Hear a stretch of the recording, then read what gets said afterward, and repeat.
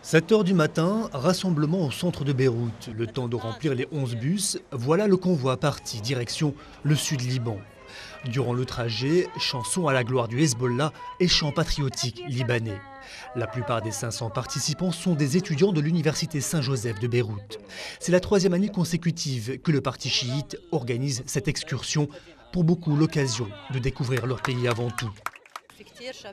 On sait qu'il y a beaucoup de jeunes Libanais qui ne sont jamais allés dans le Sud. Je trouve ça honteux alors qu'il y a des étrangers qui viennent du monde entier pour visiter le Sud.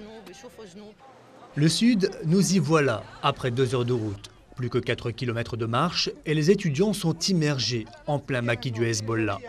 Impossible de filmer le visage du soldat qui présente cette montagne comme un haut lieu de la résistance durant l'occupation israélienne et la guerre de 2006. En exhibant ses katyouchas et ses canons à des jeunes, le Hezbollah veut se donner une image décontractée en cette période de tension avec les Israéliens.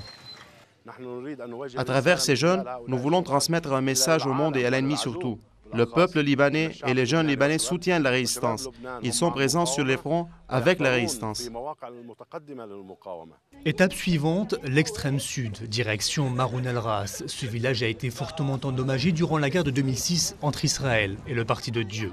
Photo souvenir avec l'ennemi du Hezbollah en arrière-plan. Pour clore la journée porte ouverte, des jeunes détruisent symboliquement le mot sionisme écrit en hébreu sous l'œil des militaires israéliens. Fin de la journée, les étudiants font le bilan de leur voyage. Je suis originaire du Sud. J'ai déjà vu des véhicules militaires. Mais les voir de près, on touche du doigt et on comprend mieux la manière dont pensent les combattants et les sentiments de leurs proches. Il y a 10 ans, les Israéliens se retiraient du sud Liban après 22 ans d'occupation. Les Libanais se sont réappropriés leur territoire, mais la frontière reste l'une des plus surveillées au monde. Au-delà d'une excursion festive, les étudiants savent qu'à tout moment, la région peut sombrer dans l'enfer de la guerre.